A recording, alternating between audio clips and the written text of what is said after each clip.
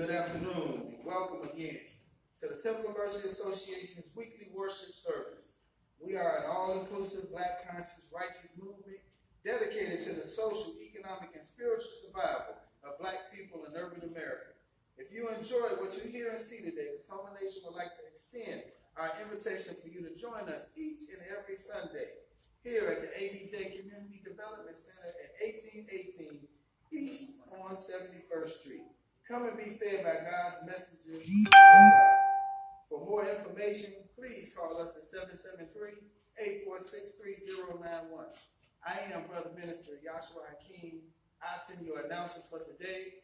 Again, the Temple of Mercy Association and our founder, Minister Raheem Kased Aten, our First Lady, Sister Makita Aisha Aten, and our co-founder, Brother Minister Omari Jahi Aten, welcomes you again today. I'd like to begin by reciting our unity oath, and it goes as follows.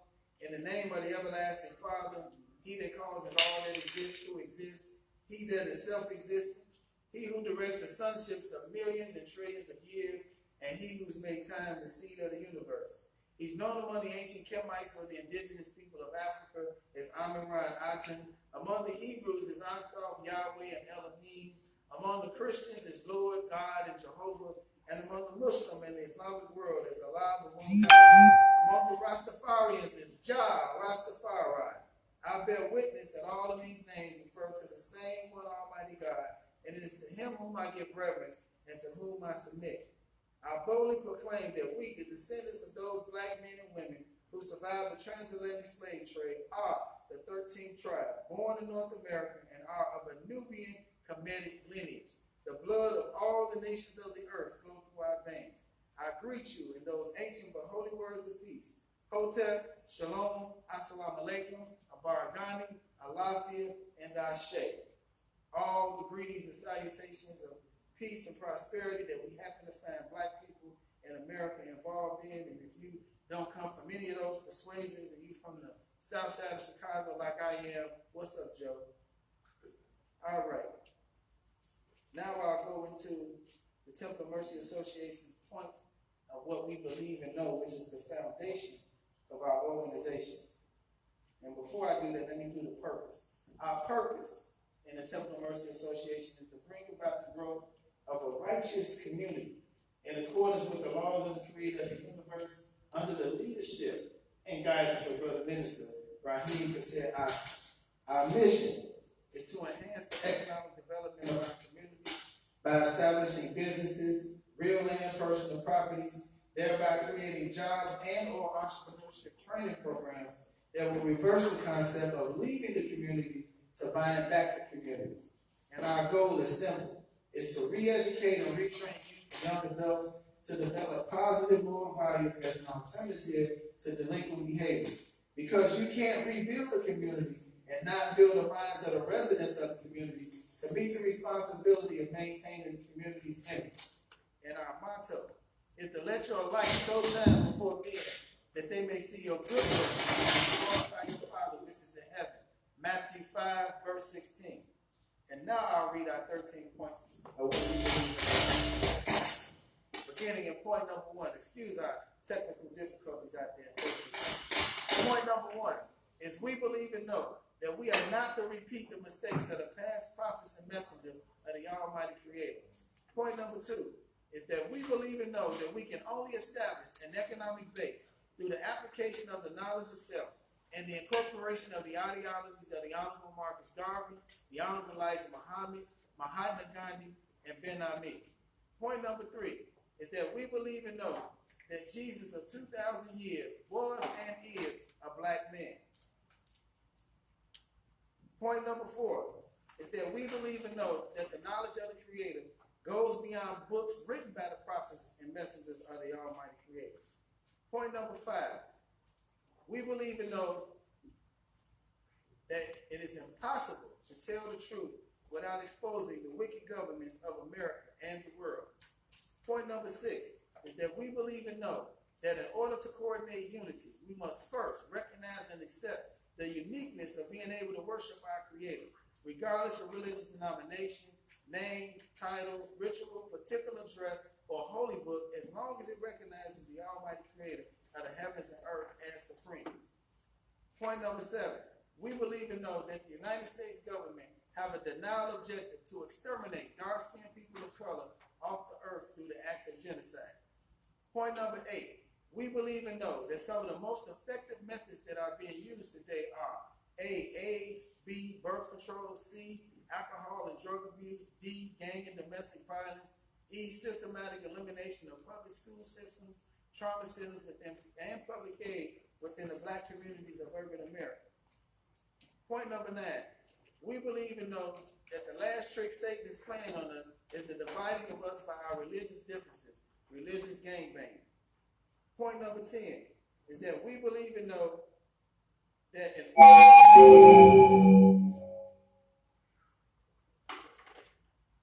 sorry about that. Point number 10. Oh, you got it. All right, thank God for the wireless mic.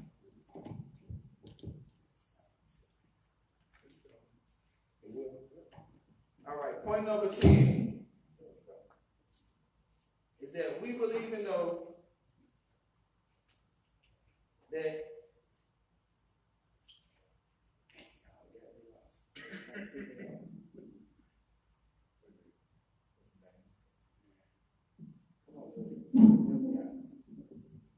point number 9.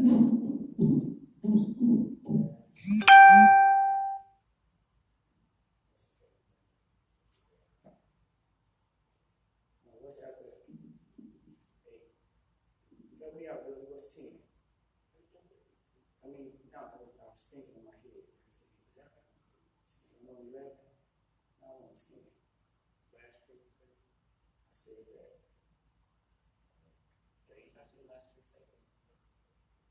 So we believe and know that the last trick that Satan is playing on us is the dividing us by the religious differences. No, I'm sorry. We believe and know that the last trick that Satan is playing on us is the dividing of us by our religious differences, religious gangbang. Point number 11, we believe and know that the conflict between the various religions are comparable to the conflict between the various street gangs within the inner cities. Point number 13 is that we believe and know that every letter, shape, sound, and numerical value contains esoteric information that completely transcends the specific contextual meaning of the word. Now we will have our salute to the flag. Just raise your fist with me. Here's to this flag of mine. Here's to this flag of mine. The red, black, and green. The red, black, and green. Hopes in its future's bright. Hopes in its future bright. Africa has seen. Africa has seen. Here's to the red of it. Here's to the red of it. Great nations shall know of it. Great nations shall know of it. In time to come. In times to come. Red blood shall flow of it. Red blood shall flow of it. Historians shall write of it. Historians shall write of it. Great flag of mine. Great flag of mine. Here's to the black of it. Here's to the black of it. 400 millions back of it. 100 million back of it. Whose destiny depends on it. Whose destiny depends on it. The red, black, and green of it. The red, black, and green of it. Old flag of mine. Oh, flag of mine. Here's to the green of it. Here's to the green of it. The young men and women shall dream of it. Young men and women shall dream of it. Face shots and shells of it. Face shots and shells for it. Maidens shall sing of it. Nations shall sing of it. Waving so high. Waving so high. Here's to the whole of it. Here's to the whole of it. Colors bright and pole of it. Colors bright and bold of it. Pleased is my soul with it. Pleased with my soul with it. Regardless of what's told of it. Regardless of what's told of it. Thanks to God for giving it. Thanks to God for giving it. This great flag of mine. This great flag of mine. All right, and now we'll have our black national anthem.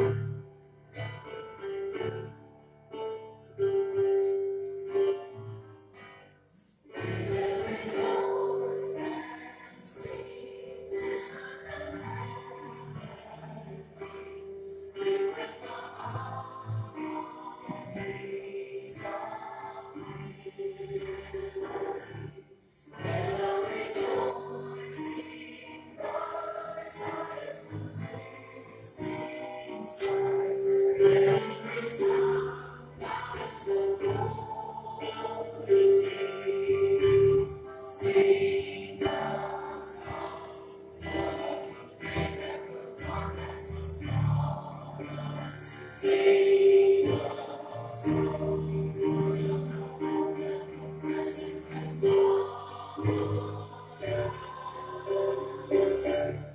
Facing the rising sun, there's much more till victory is won. Black power, Black power. black power, Black power. black power. Black power. And when we say black power, we're only talking about the ability to define, develop, and defend what's in the best interest of black people. Again, welcome to the Temple Mercy Association's weekly worship service, located here at the ABJ Community Development Center at 1818 East on 71st Street. I am Brother Minister Joshua, your announcer, and we would like to welcome you to our weekly Facebook Live. Today is February the 2nd of 2020, and we know that 2020, they say, is perfect vision. So this should be the year of perfect vision. In the Bible, in the book of Habakkuk, it says to write the vision and make it plain. Write it so plain that even a fool could come by and read the vision. And I'm paraphrasing. I know for my Christian audience in Facebook, I know you all are just dying because I didn't quote it correctly. But I just wanted to make a point about our life. That the vision, they say, where there's no vision, the people perish. So we have to have a vision of what's to come. We have to have men and women of God who can see what the future holds for us. Not only see what the future holds for us, because now we're living in the time of revelation. And so all the things that were prophesied, all the things that were said to come are now in our midst. And so since now we're in Revelation, there's no more need for prophecy because prophecy is being fulfilled as we speak. And so at this particular point in juncture, in our evolution as a people, we need a guide. We need an interpreter. We need somebody to help us to understand how to not partake of the plagues that have come on this world, that have come on America, baby London. And so all of those things that it talked about in Revelation can't be stopped. So when we see all the things that are happening in our community, the Bible told us those things were going to happen. That mother was going to be against daughter, father was going to be against son, and there will be a famine in the land. Well, we're living in those times right now. And right now, our main objective and focus should be finding ourselves worthy to escape. And finding those among us who seem not to be bothered by the things that are going on, because the Bible gave us some indications of how to identify these messages and people of God. It said that they would walk the earth in humbleness and in peace with all the things that are going on in the world.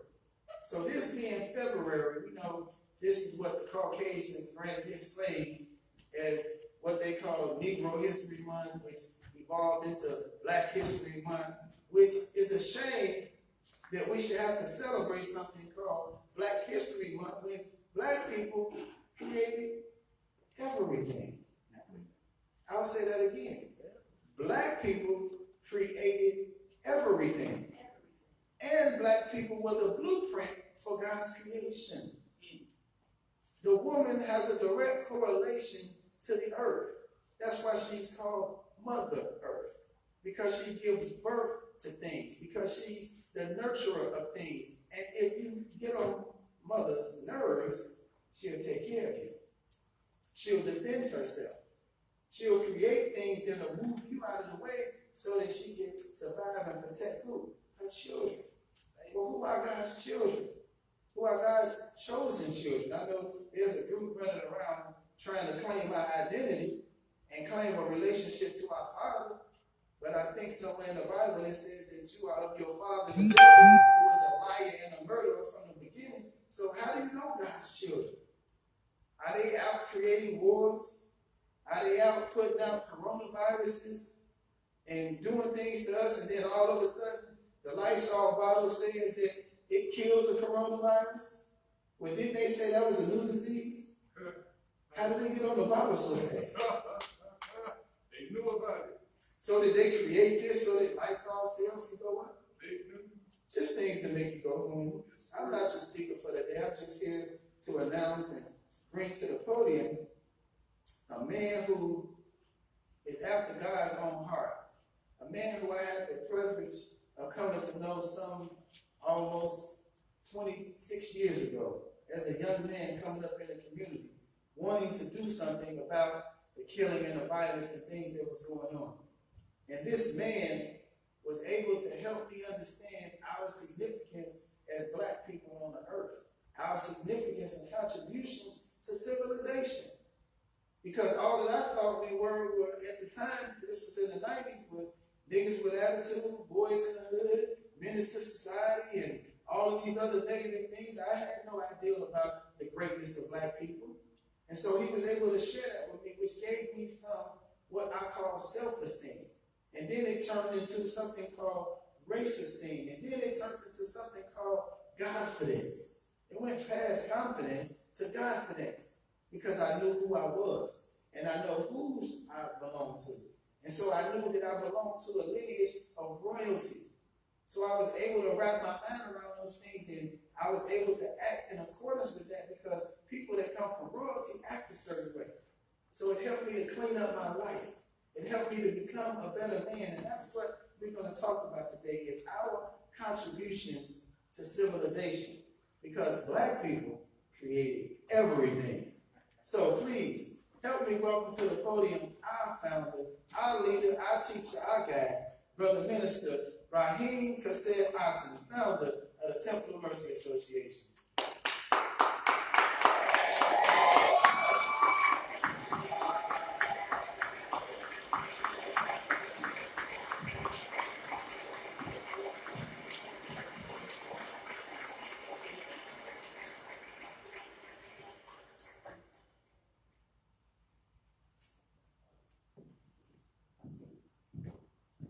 Original salute.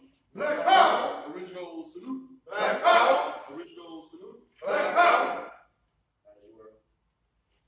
Black power is only the power to define, the power to develop, and the power to defend that which is in the best interest of Black people.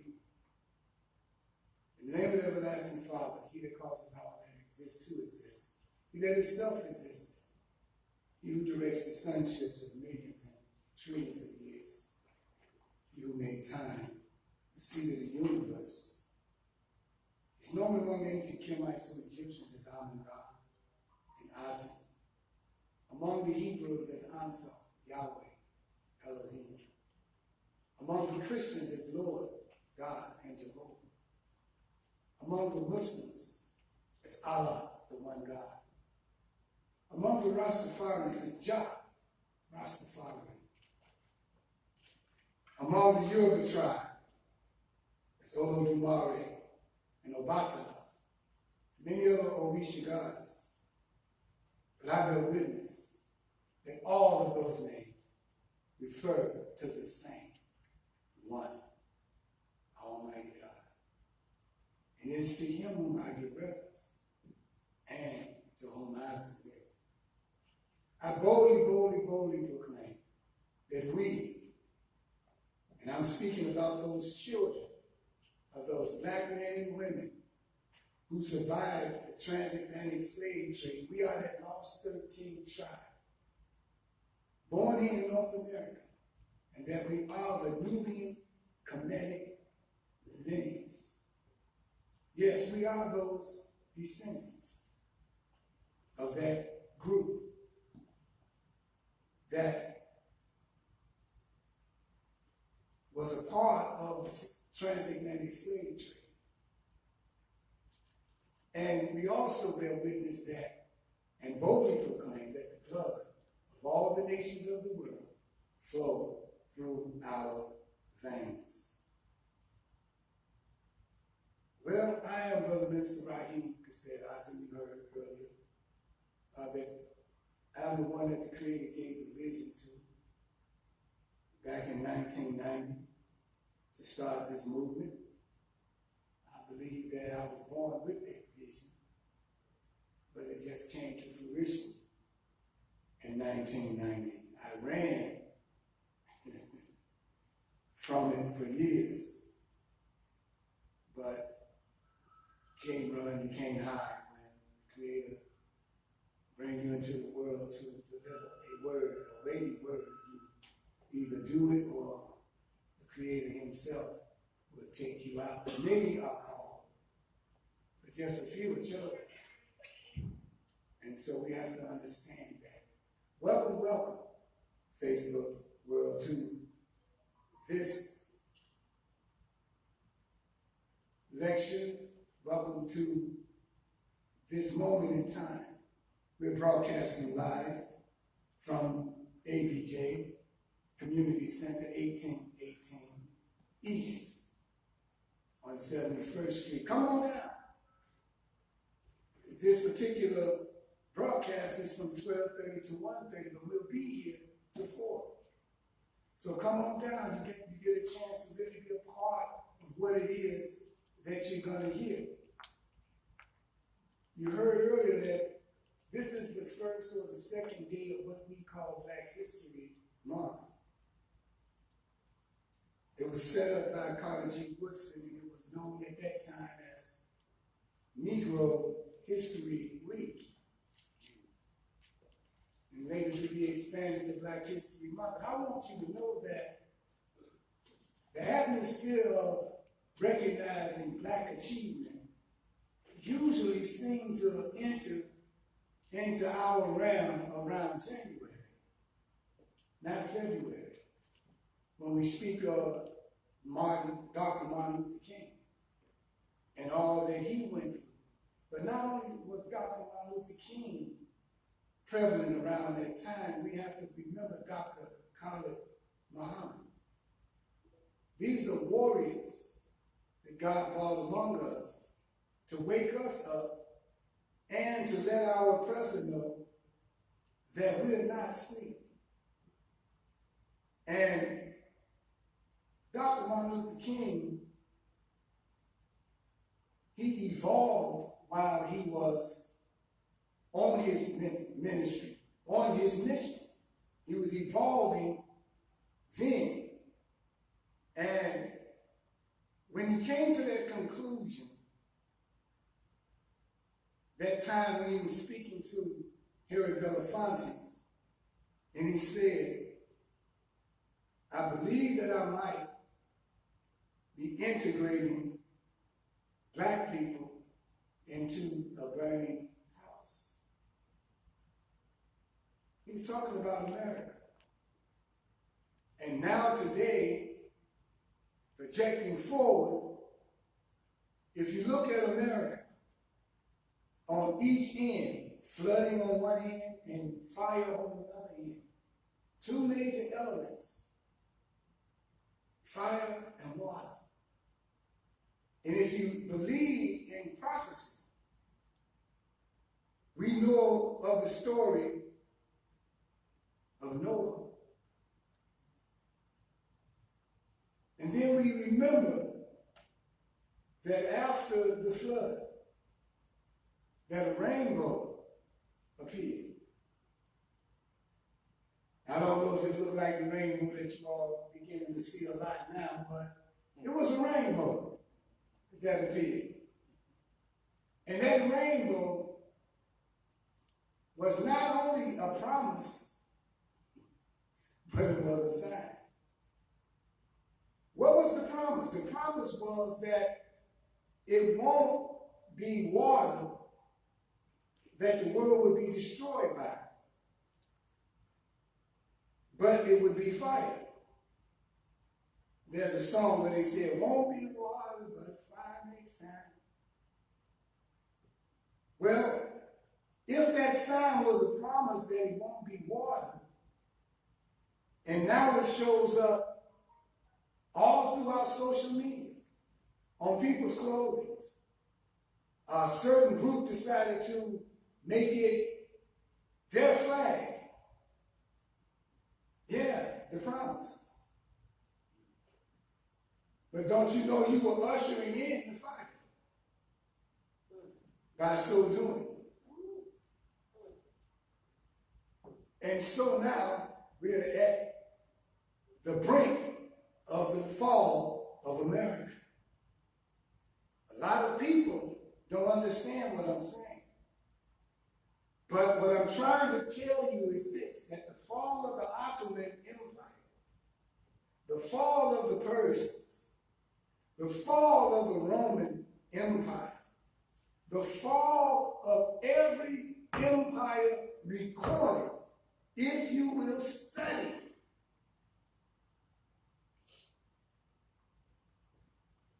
homosexuality became the dominant culture right before the fall. I'm just going to say things to make you say, Now, Chicago is known as the jugular vein of the whole United States. Commerce, everything comes back and forth through Chicago. Railroad, expressways, commerce. Got to come through here, back and forth, from the East Coast to the West Coast. And most times, mostly every order in government, such as the municipal and military and most of the police departments and whatnot, they look at Chicago in order to make decisions. And so if Chicago is kicking something off, they study it. They study how Chicago, should I say it the way I see it? I won't say it that way, I'll say it better. They study how Chicago handles its niggers. I'll say it like that. And whatever they get out of that study, they pick it up and they use it in their city for their city. And so anything that happens in Chicago represents basically the world. How do you know that, Brother Minister? Well, just something simple as every time we talk about any kind of violence in Chicago, everybody thinks it's Inglewood. They give it to you on one flat plane. So now we're coming into what we call Black History Month. We call it Black Heritage Month. And every year we find out how much we've been lied to. And white America began to find out how many lies they were even told. And as we begin to rise in the eyes of the world based on the truth in the history of about 99% of all inventions being invented by Black people. Look around your room, look where you are. You'll find that the inventor of any of these things are predominantly us. Even most recently, something concerning the telephone, I saw they had a Black woman as the one that did something concerning the cell phone. We know that a Black man has something to do with the invention of the computer. We know that the moon buggy that they supposedly had on the moon was invented by a Black person. And even back then, they hid these Black scientists, these Black archaeologists and whatnot. They hid them from us, and they pushed on us, the sports people and the entertainment world, and shut out our scientists. That's right. So we won't know. Shut out our mathematicians. That's right. Till we come to find out later that it was some women in NASA that was putting together the mathematical equations for them to build certain capsules and certain, what they call those things? Satellites and whatnot that they put out in space. That the math was being put together by some Black women. And all we read about was aliens. That's what they were called. That was how they camouflaged aliens that they found in NASA. Aliens. So we were the aliens then, not the Mexicans. Y'all hearing me? Say that. Y'all ain't catching. But they were saying aliens from space. Anything to give us the credit. When they saw certain hieroglyphics and they saw a person in a uniform, and it looked like he was shaking someone's hand, and they were saying that this was an alien speaking to a human or shaking the hand of a human. Well, you see, your enemy, they can interpret for you, especially if they are your conquerors, they can interpret for you what the hieroglyphics are saying. But when we dug deep and found out that that person in that uniform was not an alien, but he was a human, and they were shaking his hand, giving him his send-off because they were getting ready now to go and discover another planet. Did y'all hear what I said? I have to say it, the white man has only made it to the moon.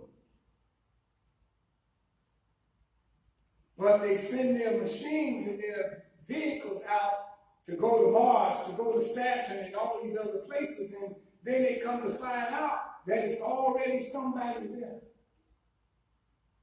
That is black people on Mars, brothers and sisters. That they took the ninth planet out of the books called Pluto when they found out it was a black planet. They didn't want you to know that. So now they don't consider it a planet at all. Y'all know I'm telling the truth. Just look up everything you hear me say. This is black history. But this is also our heritage. Our heritage stretched long. The black man and woman came with the earth. The black man and woman is older than Lucy. This earth was brought into existence 66 trillion years ago. That's how far back our history goes.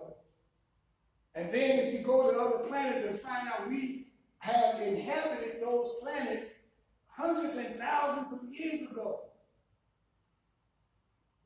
Mars is not really real. That's a holographic image. They have not discovered yet when this so-called moon dust covered up the camera on that robot that they had out up there on Mars. Y'all remember that? They had this robot on Mars that they got? Rover, whatever his name is. Now, you recall that for almost a year or two, they couldn't see anything. And they saw someone clean off the camera and leave. And now they can see on Mars again. So somebody was on Mars if they cleaned that camera off. Are y'all hearing me? Yes, sir. This is black history. I'm telling you black history. I'm praying that what you're hearing today will inspire black men and women to stand up and take their rightful place, not just in society, but on planet Earth. Say that. Not just society. We're greater than that. What is our rightful place? According to the Bible, it said vice lord of the planet Earth. According to the Holy Quran, it says Khalifa. That's the highest position you can hold in the world, not in the city, not in the United States, in the world. Now, what I'm saying sounds so strange to our ears. We can recognize it, and if I said, well, the white man is ruling the world, hey, we don't even, yeah, okay, right. Now, if I say the black man can rule the world again, now you can't seem to get that through your head. It just doesn't seem like that's possible. But if I say the white man is ruling, oh, we comfortable with that understanding. Then I say the black man, see, look, a natural law says that which is on the bottom rises to the top. I said that's a natural law. Now, if that's a natural law, that means that anybody try to stop it can't, because it's natural. Anything on the bottom rises to the top. So then what would you do if you are on top and the natural law says that? Then you would work hard to make sure you can, maybe you can't stop it, well then you can try to slow it down. And that is what's happening to us, brothers and sisters. Someone is trying to slow down our eventual rise. I'll say it again, and I'll tell you who someone is. One is Bill Gates and his wife Melinda, but we won't go there yet.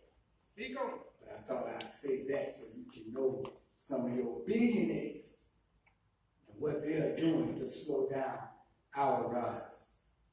That's just one of them. Now,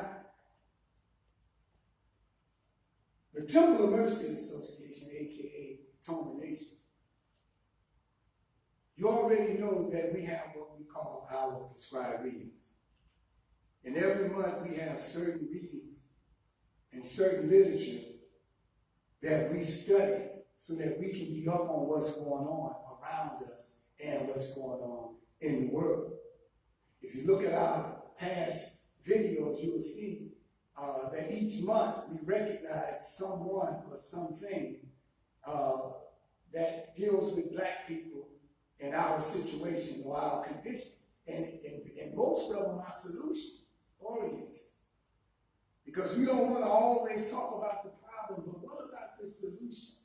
And then I got to put it a little bit further because most people in our circle know the solution. So I think we now got to get past talking about the solution. Key word, talking about it.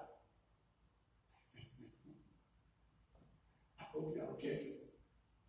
So much talk. So much talk. I even hear this thing about there cannot be a revolution without bloodshed. Then I hear another person say, well, there's no way we're going to make change without revolution. Well, put those together. Put those together. And since you know that's the truth and that's the inevitable, then why are you holding back history? Historically speaking, all major empires have a certain run, don't they? And then they crash. They fall. Same natural law is in effect when it deals on that level. And so since history has shown us that you cannot exact true change without a revolution or a revolt. And there cannot be a revolt or a revolution without bloodshed. Ask Jesus, y'all. Y'all think on the man. Then what are we holding back? I'm talking to all you knowledge gangsters now.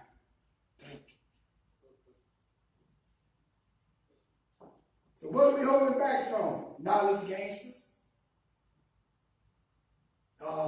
What they call armchair mystics. What are we waiting on? You know so much. And especially for those who don't believe in God, what are you waiting on?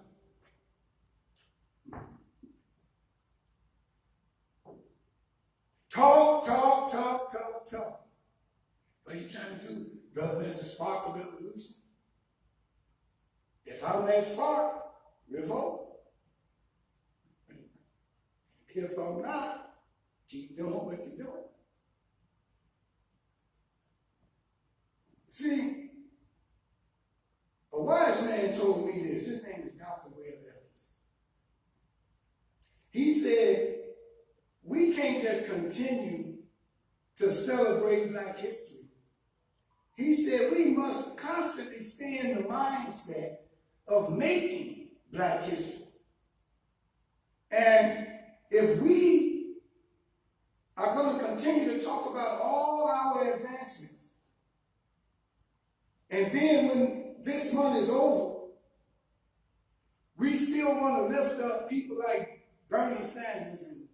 all these other white people as our potential saviors, that we continue to keep thinking they're going to do this for us and that for us, and only person that really benefits from it is that Negro that's rooting for them all day long. You know I'm telling the truth. And now you got some of our so-called activists / activists who jumps on the bandwagon to get next to some white politician or white judge and whatnot to try to help them get elected so that they can line their pockets. Y'all hear me? And this now becomes not a true campaign for black people, but more so it becomes an actual career. Did y'all hear what I just said? But every election time, certain named individuals can't wait till that time comes so they can sell each other out, so they can act like they're running for office when they really just running so that somebody can see them and offer them a certain amount of money to stand down. That's right. I said, I'm telling you, this is something that is actually planned. Just as planned as it was for Rosa Parks to sit on that bus. That's how planned it is for our black brothers and sisters that run around and call themselves supporting certain politicians, and we got them telling us that it's for our benefit when it really is just for their benefit. Stop it. Then always you keep talking about we need to put together a political action committee to teach our people why we need to vote and the politics of voting and all of that. And I've been hearing that since I started as an activist. Ain't seen a class yet. Teach. I'm going to tell the truth. And I wasn't the one talking about it. I'm in the meeting. I'm listening. Where is it? I know we got black people in college for political education. Why ain't some of them young black people in a certain class in the black community so that we can be showing them and teaching them our black side of it, and so that when we create our own independent party, not Democrat, not Republican, not a donkey, and not an elephant, but our own independent party, that now we can take these brothers and sisters who who studied in college and learned about politics and whatnot, we can now get behind them and run them for those particular parts and whatever seats there are. I'm not into politics, so if I don't sound like I'm learning in it, you're right. And believe it or not, it's intentional. But my common sense shows me that over all the years I've been here, that all I've seen in our community is a light fixture being fixed in the alley, the streets being paved, the garbage being empty. That's basically it. What else do they do for us? Anybody can tell me something really, really good that really helped us in any kind of way? Oh, they let us grow vegetables and fruits and whatever in the vacant lot next door. Is that helpful? I guess it's helpful, isn't it? We can buy one for $1. I'm trying to figure out what have they really done for us. See, during Black history, we need to come to a conclusion, brothers and sisters. Let's define a true nationalist. All right? A true nationalist, a person who says that they are a nationalist, not but really know what that is and stand on it. A nationalist is a person who has a mindset of developing a nation, who sees things from a national view, not wanting or desiring to be a part of someone's nation, but to be a nation united with other nations. Y'all feel me? That makes sense, don't it? A nationalist. Now let's put the other term on it and then we'll see the difference here. We need to define a true black nationalist. See, I just said nationalist at first, right? Now we have to identify the true black nationalist. That means a black man or woman who is looking for a nation for the black man and woman in America. I'm specific here. I didn't say a Pan-Africanist. Come on, teach. That's right. I know what I'm saying. I said some black men and women who is looking to develop a nation for the black man and woman in America. Now, for the record, we don't have to convince the white man to be a nation. He knows this already. He did a report called the Kearney Report. Back during the time being named after Otto Kearney, at that time governor of the state of Illinois. When he put this team together to investigate and look and see what is this between black and white, they came up with this. They said there are two nations. They didn't say two people. They said there are two nations in America. I'm letting you know that to be a nationalist is not wrong. To think nationalistic as a black person is not wrong. The Kerner report says, this was given to white people, told us, told you, there are two nations in America. One black, it says, go Google it right now while I'm talking. One white, separate and unequal. Now they didn't say they were going to do something about it. Nowhere in the document did it say, well, here's what we must do, and we're going to not let it be so unequal now, and we're going to give some of them black people some land since they're a nation, and what state would you like? 2 or 3 states here for your nation to survive and all. We understand that. It didn't happen like that. They just told you point blank what it is. And now the question is, what was black America going to do with that information? What was black America going to do with that information? So there's a difference between a black nationalist and a civil rights activist. There's nothing wrong with our civil rights. And stop trying to make Malcolm X a civil rights activist. That's a lie. Malcolm X, when he left the nation, he went on a nationalistic level and he decided he would fight for our human rights. Not civil, human. And in order to be represented on that level, you had to stand before the United Nations.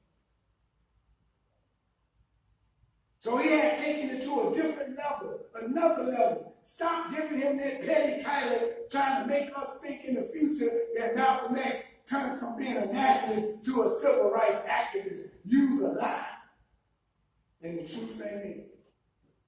Remove that lie. I saw it. I don't know if you all seen it. I saw it. Written that he was a civil rights, he became a civil rights activist.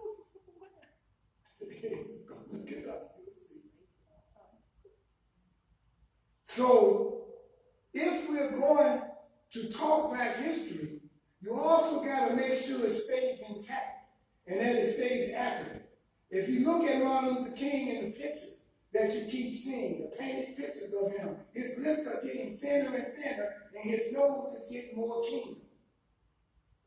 Imagine 100 years from now. It's gonna be white. So you got to look at that stuff. We say, well, that's not important. Well, if how you look ain't important, then why don't you make Einstein with a natural? And make him black if color don't make a difference. Let's see what happens. I think they'll have a fit with me. Do that to Anne Frank and see what will happen. I don't even know who Anne Frank is, but it sounds like a man and a woman. Oh, don't say that too loud. Didn't it? I'm just telling the truth. Anne Frank. Who is it? Anne Frank. What? The diary Dr. Anne Frank, the little girl. Holocaust Anne Frank. The Holocaust and everything. Well, maybe she should have been Frank. No. Just be Anne. I didn't know what they was talking about. See, when y'all supposed to know that, y'all got to give me some information before time so I can know what y'all said on this video. I don't know about that. Anyway, back to this. I always tell the members of the team, listen to every word a person says. Keep your ears open. Words are important. And so I didn't know who that person was, but now that they told me who it was, and she represents the Holocaust and all of that stuff. Okay, that's cool. I'll buy that. We got any black person that represent our Holocaust that we went through? Dealing with the transatlantic slave trade. But we lost 200 million in the water before we got here. Oh, but 200 million is nothing, man, because it's just 200 million black people. 6 million Jews is a little bit much more in their math than 200 million. Say that. I'm just being frank.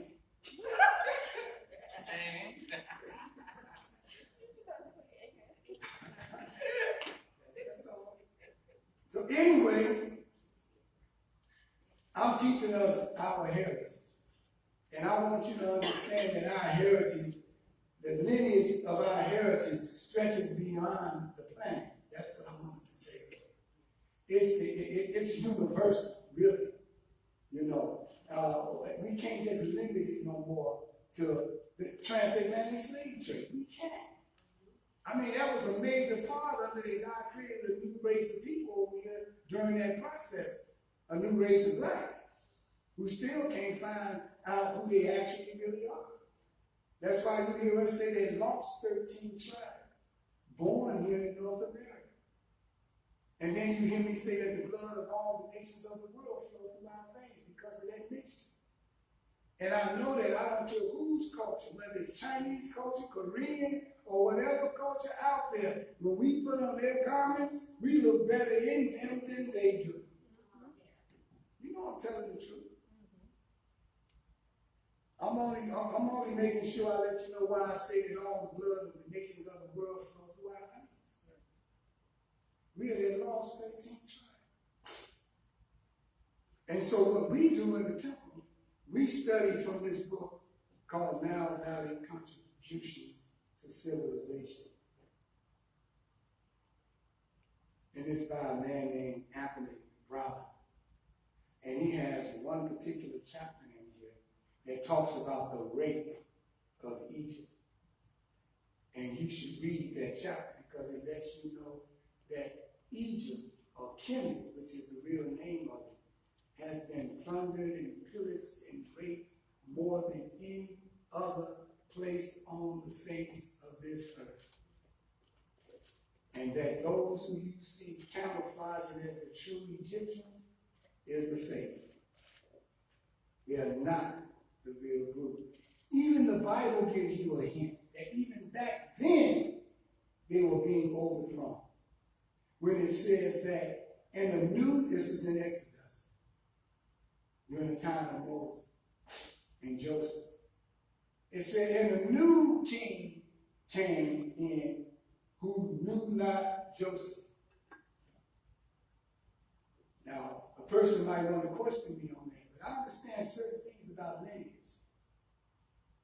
And I know that every king, they rise in succession. It's through the bloodline, right? And it's not relatives, but it's siblings, correct? It ain't cousin, it ain't niece, it's siblings, right? So now, each king knows the history of the country that they're going to reign over, right? They have to know that history. And Joseph played an important role in the history of Egypt at that time. Because when they went through their 7 years of famine, he was the one that was over commerce. He was head over there. He made sure everybody ate. He made sure stuff was saved and all, so that when the famine started, they would be able to survive. Here's a man that was written into their history. How you gonna write him out? It would be a gap in your history. So if it said a new king came in who knew not Joseph, the only way he didn't know who Joseph was is he had to have came from somewhere else. Not say that. That's the only way. So I'm showing you even back then, over 4,000 years ago, Egypt was being raised. Kemet was being raised. So I'm going to give a little bit about Kemet in these last few minutes. The word Kemet, C-H-E-M-E-T, interchangeable with the K-H-E-M-E-T,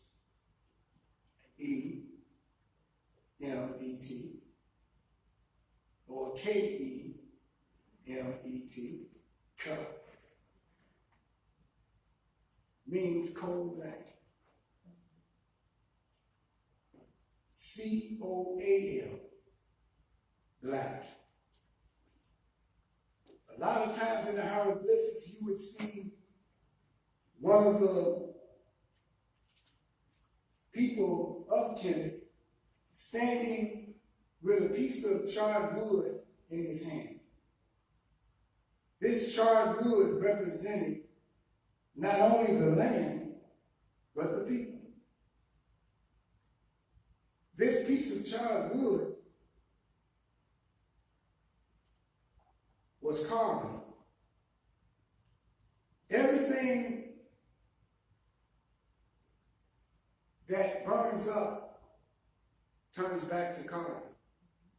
Real black, real dark. What is carbon? Carbon is the basic key molecule, the basic key element in all living things. The basic key element in all living things. It's the Alpha and the Omega. From black, back to black. There was a brother I went to see at a funeral yesterday. He died 2 weeks ago.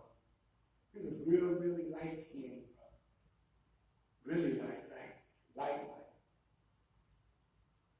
When I looked in the coffin, he was dark. He wasn't real light. Showing you the power of carbon. Y'all feel me? Back to black you go. This is why white people have funerals in 5 days. Within 5 days, because if they wait 2 weeks, they won't like what they're going to get when they open up the coffin. Their daughter will be black. Their son will be black. Their mother will be black. Can't get away from black. Everything goes back to black. You cannot negate it. You cannot push it to the side. They were showing you that they were coal black. Not just black, but coal black. What is coal? Coal is a lump of carbon. Again, the basic key element found in all living things. And then they had a school that they called a mystery school, where from that school, you got people like Imhotep. You got people like Thoth or Jehudi. You got so many different priests, high priests that came from that school, and a group of white Greeks went as students to study under these people. But then these Greeks went back to their country and claimed that their knowledge was divinely inspired from them. I'm talking about people like Socrates. And I'm talking about hypocrites like Hippocrates. Y'all know what I'm saying. You know, doctors give this hypocrite hope that dealing with they're supposed to take care of you, or if you hurt or sick or whatever, no matter what your denomination is, what your race is, no matter what, you know, it doesn't matter. They can go across the lines in war and you know, heal you and fix you up. You know the doctors are hypocrites now, right? Because you can be in one room and 5 doctors got to go in, one for your leg, the other one for your finger. Am I telling the truth? One for your leg, one for your finger, one for your eye, another one for your lungs, another one for your head, another one for your hair, one for your toenails, one. I mean, it's a doctor. No, we can't do nothing. No, I'm not here for that. I'm respiratory. Now you have to wait till the other doctor comes in. Everything is cut up, just like body parts. I'm getting somewhere. Y'all see what we had, don't you? In this world. And so we got to take it back. We must take it back. And we got to do the things that it takes to get it back. One, we got to but tap into this higher power that some people call God. We got to tap into the higher power. See, let me tell you something about Jesus, and it's time to go now. But I have to say this before I go. Jesus was sent into the world. You ain't gonna like this, but I have to tell you. To show man and woman how to bypass, key word, bypass angels, how to bypass, what's the stuff y'all be doing? Sage, crystals, burning oils, incense, tarot cards, crystal balls, what else? All these intermediaries that you have to go through to get directly to the source. This is one of the other reasons why some of those wise, smart soothsayers wanted to get rid of him, because they were going to be out of a job. Understand that? He didn't say me and the angels was one. Did he? He said me and my Father is one. He didn't say when you see me, you see an angel. He ain't say that, did he? He said when you see me, you see the Father. He was bypassing all that stuff. See? And when you do that and go direct, yes, when they see you, they will see the Father. And I'm saying today, brothers and sisters, we got to get back to that point. That when the oppressors see you, they see God in his fullness.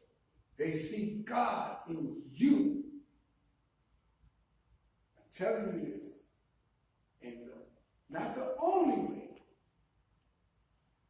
but one of the ways is to submit your will to do the will of the Father, to become one with nature, become one with things that are natural to us.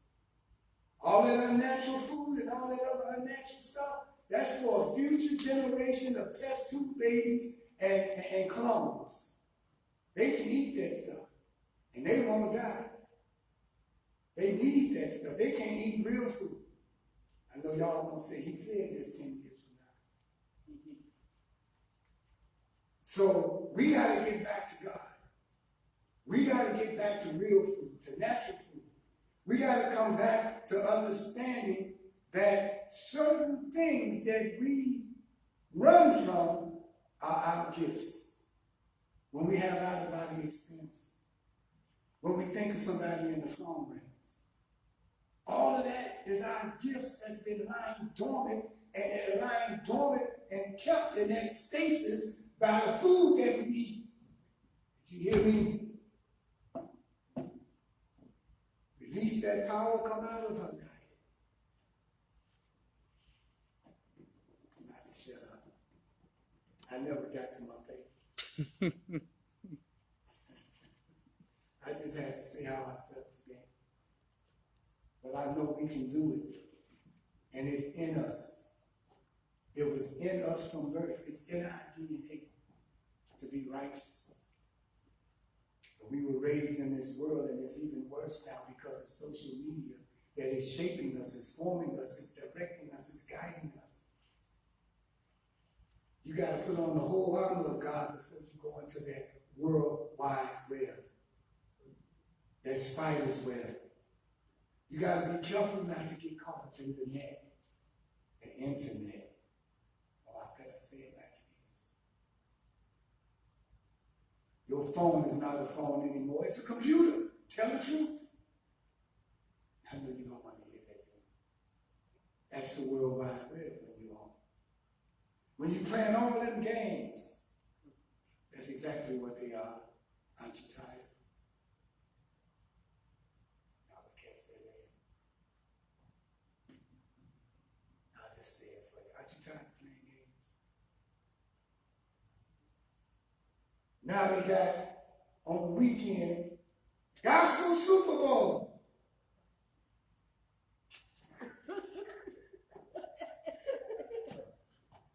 I remember one time our pastors would not allow us to watch the Super Bowl. Y'all remember that back then? Yeah. You couldn't leave church to run to get home quick so you can watch the Super Bowl or the World Series or any of that stuff back then. Preacher was against that. That was against you listening to blues back then, remember? Now they got a gospel Super Bowl. Come out of her, my people. That's what the Bible says. And it gives you one of the main reasons so you won't suffer her coronavirus. I mean, her plagues. Y'all catch it. Chicken pox. White folks messing with chickens. Gonorrhea. White folks messing with dogs. Syphilis. White folks messing with sheep. Every virus and bacteria is dealing with some of their dirty habits. Come out of her. I leave you as I greeted you in the ancient but yet holy words of peace. Hotel, Shalom, Assalamu alaikum, Barakani, Alafia, and Ashri. Thank you.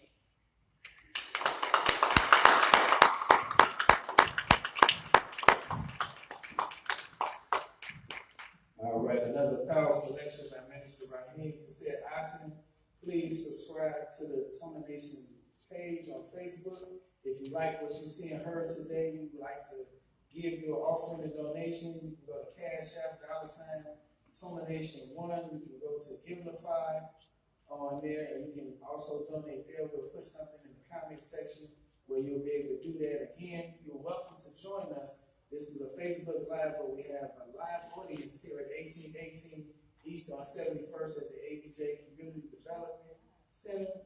Also, put in your calendars to join us for our 30th year anniversary, which is going to be February the 22nd at 809 East 43rd Street at the Prince Hall Grand Lodge.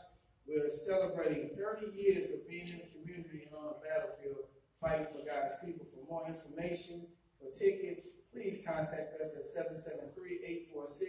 773-846-3091. Thank you. Peace.